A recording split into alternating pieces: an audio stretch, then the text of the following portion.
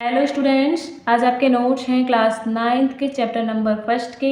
Chapter का नाम है मैटर इन आवर सराउंडिंग्स। और आपको इन नोट्स की पीडीएफ में डिस्क्रिप्शन में लिंक शेयर कर दूंगी, आप वहां से ले लीजिएगा। ओके। और आपको अदर चैप्टर्स के भी नोट्स चाहिए तो आप प्लेलिस्ट ज़रूर विजिट करिएगा, क्योंकि वहाँ पर आपको नोट्स और प्रैक्टिकल्स दोनों ही मिल जाएंगे। ओके। और आपको सिर्फ पीडीएफ ही चाहिए, आपको वीडियोस नहीं देखनी है, तो मेरा चैनल ज्वाइन कर सकते हो जो कि नोट्स एंड प्रैक्टिकल्स नाम से है टेलीग्राम ऐप पर। ओके।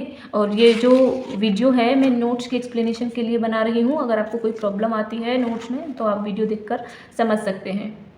तो स्टार्ट करते हैं। देखिए, मैटर क्या होता है। कोई भी वस्तु है, ओके, अगर वो अपना खुद का मास रखती है और स्पेस ऑक्यूपाई करती है तो हम उसे क्या कहते हैं? मैटर कहते हैं। फॉर एग्जांपल अगर देखें, जितनी भी लिविंग थिंग्स हैं और जितनी भी नॉन लिविंग थिंग्स हैं वो सब क्या है? मैटर है। ओके। क्यों है वो मैटर? क्योंकि वो अपना खुद का एक मास रखती है और स्पेस ऑक्यूपाई करती है, इसीलिए वो क्या है? मैटर है। ऐसी कोई चीज़ है क्या जो मैटर नहीं है? हाँ जी, जैसे कि एब्स्ट्रैक्ट थिंग्स हैं। Abstract things like love, hatred, friendship, ये सब क्या है? मैटर नहीं है। क्यों? क्योंकि ना तो ये खुद का कोई मास रखती हैं और ना ही स्पेस ऑक्यूपाई करती हैं, इसीलिए ये मैटर नहीं है। ओके। देखिए, दो फिलॉसफी है मैटर की, एक है एंशिएंट फिलॉसफी और दूसरी है मॉडर्न फिलॉसफी। तो एंशिएंट फिलॉसफी क्या कहती है कि मैटर को 5 एलिमेंट्स में क्लासीफाई किया गया है: air, earth, fire, sky and water. Okay. लेकिन मॉडर्न फिलॉसफी क्या कहती है मैटर की, कि मैटर को क्लासीफाई किया गया है उसकी प्रॉपर्टीज़ के बेस पर, जो कि है फिजिकल प्रॉपर्टीज़ और केमिकल प्रॉपर्टीज़। तो फिजिकल प्रॉपर्टीज़ क्या होती हैं? देखिए, जो प्रॉपर्टीज़ हम बिना किसी केमिकल कंपोजिशन में चेंज लाए स्टडी करते हैं उन्हें हम क्या कहते हैं? फिजिकल प्रॉपर्टीज़ कहते हैं। जैसे कि डेंसिटी, कलर, मेल्टिंग पॉइंट, ये सब क्या है? कंडक्टिविटी, ये सब है फिजिकल प्रॉपर्टीज़। ये फिजिकल प्रॉपर्टीज़ क्यों है? देखिए, अगर आप हाइड्रोजन के बारे में अगर आप देखोगे, अगर आप उसका मेल्टिंग पॉइंट देखोगे, ठीक है, उसका डेंसिटी देखोगे, तो इसके लिए आप उसके केमिकल कंपोजिशन में तो कोई चेंज नहीं करोगे। ओके। लेकिन आपको ये पता चल जाएगा कि उसका मेल्टिंग पॉइंट कितना है या डेंसिटी कितनी है, इन सब चीज़ों के बारे में आपको पता चल जाएगा। लेकिन आपने कोई केमिकल कंपोजिशन में चेंज नहीं किया है, तो ये क्या होती है? आपकी फिजिकल प्रॉपर्टीज़ होती हैं। और केमिकल प्रॉपर्टीज़ क्या होती हैं? देखिए, ये बताता है कि किसी भी सब्सटेंस की क्या एबिलिटी है किसी और से रिएक्ट करने की और एक न्यू सब्सटेंस बनाने की, उन्हें हम क्या बोलते हैं? फिजिकल प्रॉपर्टीज़ बोलते हैं। या फिर आप अगर सिंपल अगर समझना चाहते हो तो देखिए, जितनी भी रिएक्शन बेस्ड प्रॉपर्टीज़ होती हैं वो क्या होती हैं? केमिकल प्रॉपर्टीज़ होती हैं। ओके। अब जैसे कि रस्टिंग को ही देख लीजिए। रस्टिंग जब होती है, आयरन रिएक्ट करता है ऑक्सीजन के साथ जो कि एयर में प्रेजेंट होती है, और वाटर के साथ यानी कि ह्यूमिडिटी के तौर पर एयर में प्रेजेंट होती है। तो जब ये तीनों रिएक्शन करते हैं तभी तो रस्टिंग होती है। ओके। तो रस्टिंग क्या है? एक रिएक्शन है, ठीक है, जो कि आयरन, ऑक्सीजन और वाटर के बीच में हो रही है। तो जितनी भी रिएक्शन बेस्ड प्रॉपर्टीज़ होती हैं वो केमिकल प्रॉपर्टीज़ होती हैं। ओके। अब समझ लेते हैं कि फिजिकल नेचर कैसा होता है मैटर का। देखिए, मैटर जो है वो बना हुआ होता है पार्टिकल्स से, और मैटर की 3 स्टेट होती हैं: सॉलिड, लिक्विड एंड गैस। और ये मैटर जो है ये अपनी स्टेट चेंज कर सकता है एक फॉर्म से दूसरे फॉर्म में। मीन्स सॉलिड लिक्विड में कन्वर्ट हो जाएगा, लिक्विड गैस में कन्वर्ट हो जाएगा, गैस फिर से रिवर्स रिएक्शन भी होती हैं, गैस वापस से लिक्विड में भी चेंज हो जाएगा और लिक्विड सॉलिड में भी चेंज हो जाएगा। मीन्स मैटर अपनी स्टेट चेंज कर सकता है एक फॉर्म से दूसरी फॉर्म में। समझ में आ गया फिजिकल नेचर? तो अब देखते हैं कि कैरेक्टरिस्टिक्स क्या होती हैं पार्टिकल्स की, जो कि मैटर के अंदर होते हैं ना पार्टिकल्स, छोटे छोटे पार्टिकल्स, उनकी कैरेक्टरिस्टिक्स क्या होती हैं। तो देखिए, जो पार्टिकल्स हैं वो बहुत ही छोटे होते हैं, उनका साइज़ बहुत छोटा होता है, ठीक है, उन्हें हम अपनी नेक्ड आइज से नहीं देख सकते। और पार्टिकल्स के बीच में जो है स्पेस होता है और वो कॉन्स्टेंटली मूव कर रहे होते हैं और एक दूसरे को अट्रैक्ट भी करते हैं। तो ये हैं इसकी कैरेक्टरिस्टिक्स, इसकी पार्टिकल्स की। अब ऑर्डर देख लेते हैं कि जो पार्टिकल्स हैं वो मूवमेंट जो करते हैं, तो सबसे ज़्यादा मूवमेंट किन में होता है? सबसे ज़्यादा मूवमेंट होता है गैसेस के पार्टिकल्स में, वो बहुत तेज़ी से मूव करते हैं। और उससे कम होता है लिक्विड्स में मूवमेंट, और सबसे कम होता है सॉलिड्स में। ओके। क्योंकि वो क्लोजली पैक्ड होते हैं, इसी वजह से सॉलिड में सबसे कम मूवमेंट होता है। ओके। और फोर्स ऑफ अट्रैक्शन सबसे ज़्यादा होता है सॉलिड्स में, देन लिक्विड्स, देन गैसेस। और स्पेस सबसे ज़्यादा होता है गैसेस में। ओके, सबसे ज़्यादा स्पेस होता है गैसेस में। गैसेस के जो पार्टिकल्स होते हैं वो बहुत दूर दूर होते हैं, और लिक्विड के जो पार्टिकल्स होते हैं उनमें स्पेस जो होता है वो गैसेस के मुकाबले देखा जाए तो कम होता है, और सॉलिड्स में तो सबसे कम होता है। ओके, तो ये था आपका जो है ऑर्डर। ये जो ऑर्डर है आपके सब ये डिक्रीजिंग ऑर्डर में है, ठीक है। ऐसा नहीं है कि यही मैंने डिक्रीजिंग लिखा हुआ है तो सिर्फ यही डिक्रीजिंग ऑर्डर में मैंने आपको रिप्रेजेंट किया है। ये तीनों ऑर्डर्स जो हैं, force of attraction, space between particles और मूवमेंट का जो है, ये सभी ये डिक्रीजिंग में है। ओके, तो अब हम जो 3 स्टेट है मैटर की उन्हें अच्छे से क्लियर कर लेते हैं। देखिए, टेबुलर फॉर्म में आप एक एक जो प्रॉपर्टी है सॉलिड की, लिक्विड की और गैसेस की, वो अच्छे से क्लियर कर लोगे। इतना आप, अगर मैं थ्योरेटिकली 1 बाय 1 अगर आपको समझाती तब इतना अच्छे से समझ में नहीं आता जितना आप इस तरह से टेबुलर फॉर्म में अच्छे से समझ सकते हो। और इसमें क्विक रिवीजन भी हो जाता है टेबुलर फॉर्म में अगर आप कुछ जो है समझते हो तो। अब एग्ज़ाम टाइम में अगर आप इस टैबुलर फॉर्म को अगर रीड करोगे तो आपको आसानी होगी समझने में जल्दी से, ठीक है। अच्छे से रिवीजन भी हो जाएगा आपका। तो अब समझते हैं सॉलिड्स, लिक्विड्स एंड गैसेस होते क्या है। देखिए, इनकी शेप कैसी होती है। सॉलिड की किस तरह की शेप होती है, फिक्स्ड होती है, ठीक है, और वॉल्यूम भी फिक्स्ड होता है। लेकिन लिक्विड का जो है वॉल्यूम तो फिक्स है, ठीक है, लेकिन शेप फिक्स नहीं होती। और गैसेस का तो ना तो वॉल्यूम फिक्स होता है और ना ही शेप फिक्स होती है। और इंटर पार्टिकल जो फोर्स ऑफ अट्रैक्शन होता है वो सबसे ज़्यादा होता है सॉलिड्स में, जो कि अभी मैंने आपको कराया था। उससे कम होता है लिक्विड्स में, और सबसे कम इंटर पार्टिकल फोर्स जो होता है वो होता है गैसेस में। अब अगर पढ़ें तो कंप्रेसिबिलिटी किसकी ज़्यादा होती है, किसकी कम होती है। तो देखिए, गैस को हम सबसे ज़्यादा कंप्रेस कर सकते हैं, ठीक है, क्योंकि इसके जो पार्टिकल्स होते हैं वो बहुत दूर दूर होते हैं, ठीक है। और अगर हम उन्हें प्रेस करेंगे तो बहुत आसानी से वो प्रेस हो जाएंगे। तो सबसे ज़्यादा कंप्रेसिबिलिटी किसकी होती है, गैस की, और सबसे कम होती है सॉलिड्स की, क्योंकि वो ऑलरेडी क्लोजली पैक्ड होते हैं। ओके, और बीच में होती है लिक्विड्स की, यानी कि गैसेस से कम होती है लेकिन सॉलिड से ज़्यादा होती है। अब डेंसिटी समझें तो देखिए, डेंसिटी होती है सबसे ज़्यादा सॉलिड्स की और सबसे कम होती है गैसेस की। और फिर से वही लिक्विड्स की जो ज़्यादातर प्रॉपर्टीज़ हैं वो इन बिटवीन लाइज करती हैं, ठीक है, सॉलिड और गैसेस के बीच में ही लाई करती हैं। देखिए, डेंसिटी भी देखिए, डेंसिटी जो है वो सॉलिड से तो कम होती है लेकिन गैसेस से ज़्यादा होती है। अब फ्लूइडिटी देखें तो देखिए, मेटल जो है सॉलिड के फॉर्म में फ्लो नहीं करते, तो फ्लूइडिटी में देखिए सॉलिड जो है फ्लो तो करते ही नहीं है, लेकिन लिक्विड्स फ्लो करते हैं। लेकिन गैसेस के मुकाबले जो उनकी फ्लूइडिटी है वो बहुत कम है, और हाईएस्ट फ्लूइडिटी है गैसेस की। और डिफ्यूज़न देखें तो स्लोएस्ट डिफ्यूज़न होता है सॉलिड्स में, और फास्टेस्ट डिफ्यूज़न होता है गैसेस में। ओके, और फिर से वही लिक्विड बीच में ही लाइज करते हैं, यानी कि गैसेस से कम लेकिन सॉलिड से ज़्यादा, यानी कि सॉलिड से तेज़ी से डिफ्यूज़न होगा लेकिन कम स्पीड में डिफ्यूज़न होगा अगर गैसेस के कंपैरिजन में अगर उसे चेक करें तो। ओके, अब काइनेटिक एनर्जी देख लेते हैं। देखिए, काइनेटिक एनर्जी सबसे कम होती है सॉलिड के पार्टिकल्स में और सबसे ज़्यादा होती है गैसेस के पार्टिकल्स में, और लाई करती है लिक्विड्स की दोनों के बीच में, यानी कि गैसेस के कंपैरिजन में कम होती है और सॉलिड्स के कंपैरिजन में ज़्यादा होती है। तो काइनेटिक एनर्जी और डिफ्यूज़न, आपका क्वेश्चन होगा कि ये होता क्या है, ठीक है। तो पहले हम देख लेते हैं कि काइनेटिक एनर्जी क्या होती है। जो एनर्जी किसी भी पार्टिकल के मोशन से प्रोड्यूस होती है उन्हें हम क्या बोलते हैं, काइनेटिक एनर्जी बोलते हैं। यानी कि जो भी एनर्जी किसी भी पार्टिकल के मोशन की वजह से प्रोड्यूस हो रही है उसे हम काइनेटिक एनर्जी बोलते हैं। और डिफ्यूज़न किसे कहते हैं, ये एक ऐसा प्रोसेस है जिसमें एक सब्सटेंस दूसरे सब्सटेंस के पार्टिकल की हेल्प से स्प्रेड होता है। ओके, स्प्रेड से मीन्स फैलता है।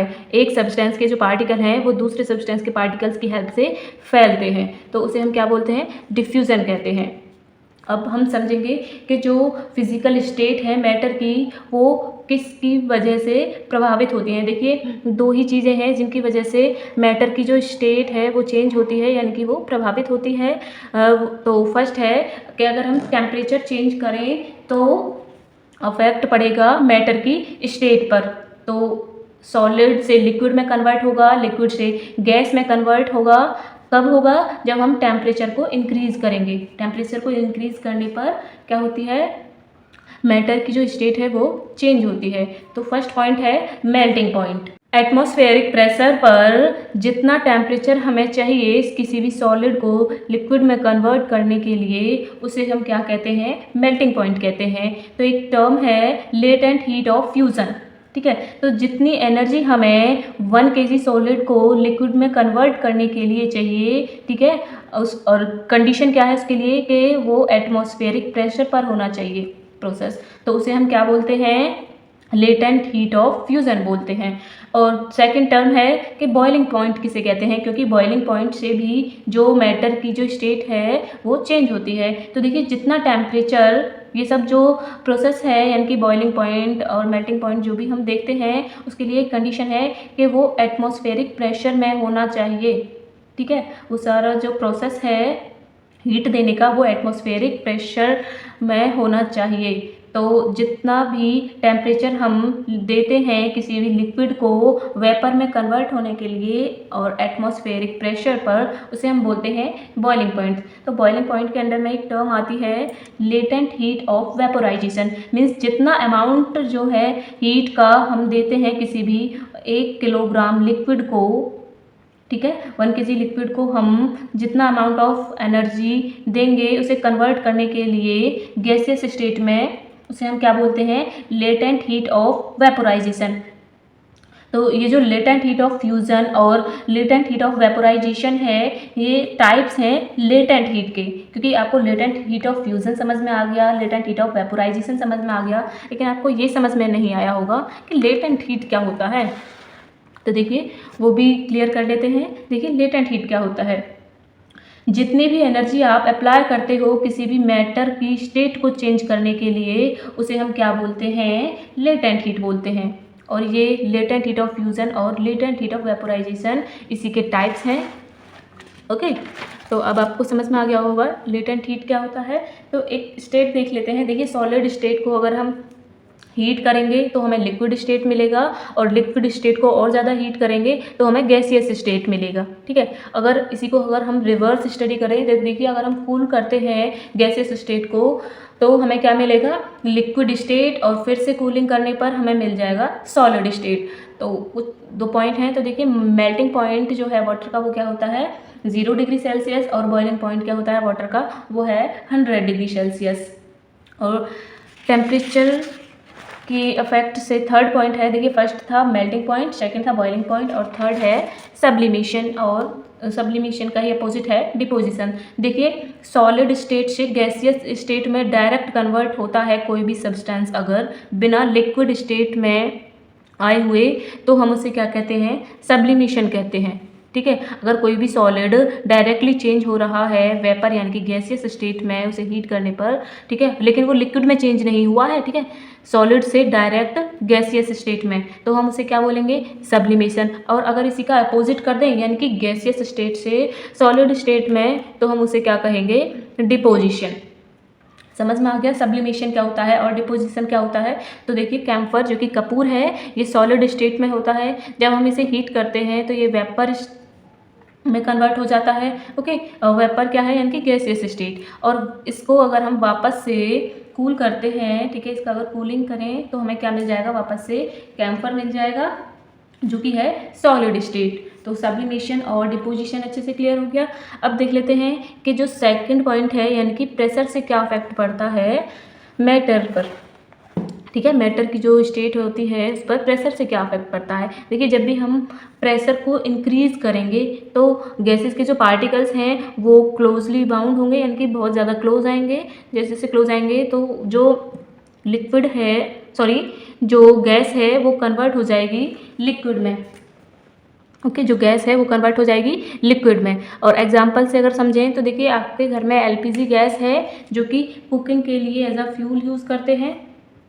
तो ये बेस्ट एग्जांपल है आपके समझने के लिए कि जब भी प्रेशर इंक्रीज़ होगा तो गैस लिक्विड में कन्वर्ट होती है। ओके, अब जब प्रेशर डिक्रीज़ करते हैं तो क्या हो सकता है? सॉलिड जो है गैस में कन्वर्ट हो सकता है। ओके, तो ये था आपका प्रेशर का फैक्ट। और ये अगर आप अच्छे से डायग्राम अच्छे से समझ जाते हो तो आपके जो है ये समझ लीजिए कि सारे ही कॉन्सेप्ट जो है वो क्लियर हो जाएंगे। अब जैसे लिक्विड स्टेट से अगर आपको गैसेस स्टेट में कोई भी सब्सटेंस चेंज करना है तो वो होगा एवोपोरेशन के थ्रू। ओके, और गैसियस स्टेट से सॉलिड स्टेट में होगा डिपोजिशन के थ्रू, और सॉलिड से लिक्विड स्टेट में होगा मेल्टिंग के थ्रू। ठीक है, सॉलिड को अगर लिक्विड में चेंज करोगे तो मेल्टिंग प्रोसेस करना होगा। अगर इसी का रिवर्स करें तो देखिए, लिक्विड को अगर आप सॉलिड में कन्वर्ट करोगे तो आपको फ्रीजिंग करना होगा। ठीक है, और सॉलिड से गैसेस स्टेट के लिए आपको सब्लिमेशन करना होगा, सब्लिमेशन प्रोसेस अप्लाई करना होगा। और जब कोई गैसियस से लिक्विड स्टेट में चेंज होता है तो हम उसे क्या बोलते हैं, कंडेंसेशन बोलते हैं। तो देखिए, इवेपोरेशन समझ लेते हैं। इवेपोरेशन आपका लास्ट टॉपिक है। ओके, तो इवेपोरेशन क्या है, ये एक ऐसा फिनोमिना है जो कि लिक्विड को वाटर वेपर में कन्वर्ट करता है। और देखिए, ऐसे ही आप इन सभी की डेफिनेशन जो है अच्छे से बना सकते हो। देखिए, एवापोरेशन एक ऐसा फिनोमेना है जो कि लिक्विड स्टेट को वाटर में कन्वर्ट करता है, सॉरी वाटर वेपर में। और गैसियस से सॉलिड स्टेट में जो कन्वर्जन होता है वो होता है डिपोजिशन प्रोसेस के थ्रू, और सॉलिड से लिक्विड में जो कन्वर्शन होता है वो होता है मेल्टिंग प्रोसेस के थ्रू। ठीक है, ये सभी डेफिनेशंस आप बना सकते हैं। ठीक है, तो मैंने ये आपके लिए डायग्राम बना दिया था जिससे आपको ये आसानी से समझ में आ जाए। ठीक है, तो ये आपको अच्छे से क्लियर हो गया होगा। ठीक है, जिधर भी साइड ये आपको एरो दिख रहा है ना, इसका एरो का ज़रूर ध्यान रखिएगा, क्योंकि अगर एरो में आपका गड़बड़ी हो गया, ठीक है, तो आप जो है गलत याद कर लोगे। ठीक है, फिर प्रॉब्लम आ जाएगी। तो अब समझ लेते हैं कि एवोपोरेशन क्या होता है। एवोपोरेशन मैंने आपको समझा दिया कि ये एक फिनोमेना है जो कि लिक्विड स्टेट को वाटर वेपर में कन्वर्ट करता है। ठीक है, और फैक्टर्स क्या है जो कि एवोपोरेशन को अफेक्ट करते हैं। देखिए, अगर सरफेस एरिया इंक्रीज करेगा, देखिए फैक्टर्स अफेक्ट करते हैं एवोपोरेशन को, सरफेस एरिया, टेम्परेचर, वाइंड और ह्यूमिडिटी। ये 4 फैक्टर हैं जो कि एवोपोरेशन को अफेक्ट करते हैं। और किस तरह से अफेक्ट करते हैं, देखिए सरफेस एरिया, टेम्परेचर और वाइंड अगर इंक्रीज होंगे तो एवोपोरेशन भी इंक्रीज होएगा। ये तीनों चीज़ें अगर आपकी इंक्रीज होंगी, यानी कि सरफेस एरिया, टेम्परेचर और वाइंड की जो स्पीड है अगर वो इंक्रीज होएगी तो एवोपोरेशन भी इंक्रीज होएगा। लेकिन सिर्फ एक ह्यूमिडिटी एक ऐसा फैक्टर है जो कि इन्वर्स है, यानी कि अगर ह्यूमिडिटी इंक्रीज होगी तो एवोपोरेशन डिक्रीज होगा। सिर्फ ह्यूमिडिटी जो है इन्वर्स है, बाकी सब डायरेक्टली प्रोपोर्शनल है, यानी कि सरफेस एरिया इंक्रीज होगा तो एवोपोरेशन इंक्रीज होगा, टेम्परेचर इंक्रीज होगा तो एवोपोरेशन इंक्रीज होगा, और वाइंड की अगर स्पीड इंक्रीज होगी तो एवोपोरेशन इंक्रीज होगा। लेकिन सिर्फ ह्यूमिडिटी ही एक ऐसा फैक्टर है जो कि इंक्रीज होने पर एवोपोरेशन को डिक्रीज करता है। ऐसा क्यों होता है, क्योंकि ह्यूमिडिटी अगर ऑलरेडी एयर में प्रेजेंट होगी, यानी कि ह्यूमिडिटी क्या है, वाटर, तो वो जो है रुकावट पैदा करता है। ओके, तो ये थे आपके नोट्स जो कि मैंने आपको समझा दिए हैं। आप वीडियो से बनाना चाहते हैं तो वीडियो से बना लीजिएगा नोट्स, और अगर पीडीएफ से बनाना चाहते हैं तो पीडीएफ से बना लीजिएगा। ठीक है बच्चों, अच्छे से नोट्स बनाइए। एंड बाय बाय, बाय बच्चों, टेक केयर।